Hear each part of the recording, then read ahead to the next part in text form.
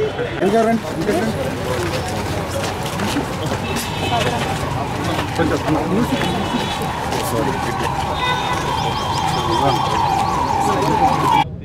తెలంగాణ జై తెలంగాణ ఇవాళ జగిత్యాల జిల్లాకు వచ్చాము. జగిత్యాల నియోజకవర్గంలో హబ్సీపూర్ గ్రామంలో బీఆర్ఎస్ పార్టీ సర్పంచ్ గారు మారు రాజేశ్వర్ రెడ్డి గారిని అక్రమంగా తనకు సంబంధం లేనటువంటి కేసులో ఇరికించి కక్షపూరితంగా ఇక్కడ స్థానిక కాంగ్రెస్ పార్టీ ఎమ్మెల్సీ గారు జీవన్ రెడ్డి గారు మరి అధికార బదిలీ జరిగినటువంటి వెంటనే కక్షపూరితంగా కేసు పెట్టి వారిని అరెస్ట్ చేసి జైల్లో ఉంచడం జరిగింది. 30 ఏండ్లలో జీవన్ రెడ్డి గారి హయాంలో ఎన్నడూ జరగనటువంటి అభివృద్ధి బీఆర్ఎస్ పార్టీ మా డాక్టర్ సంజయ్ అన్న గారు గెలిచిన తర్వాత, కొప్పుల ఈశ్వరన్న గారు మినిస్టర్ అయినాక, కేసీఆర్ గారు సీఎం అయినాక హబ్సీపూర్ గ్రామంలో అంత అభివృద్ధి మనం చేసుకోవడం జరిగింది. జరిగినటువంటి అభివృద్ధిని ఓర్వలేక మరి అధికారం మారిన వెంటనే మా సర్పంచ్ గారిని జైల్లో వేయడం అన్నది చాలా దారుణం.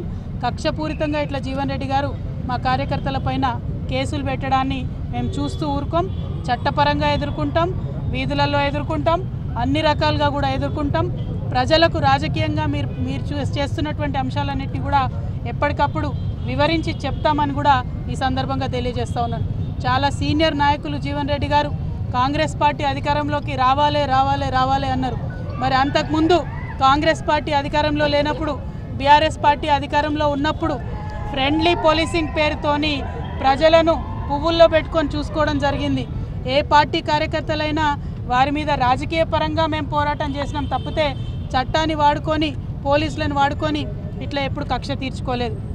ఇది కాంగ్రెస్ రాజ్యమా, కాకీల రాజ్యమా అనే విధంగా ఇవాళ రాష్ట్రమంతా కూడా వ్యవహారం నడుస్తూ ఉన్నది.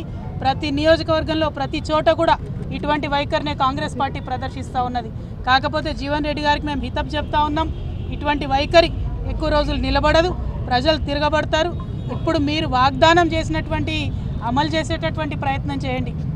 మీరు అలవి కాని వాగ్దానాలు చేసి అధికారంలోకి వచ్చినారు, వాటిని అమలు చేయండి, ప్రజల కోసం పనిచేయండి. కానీ ఇతర పార్టీ నాయకులు కార్యకర్తల మీద కక్షపూరితంగా వ్యవహారం చేస్తే ప్రజలే దాన్ని తిప్పికొడతారు.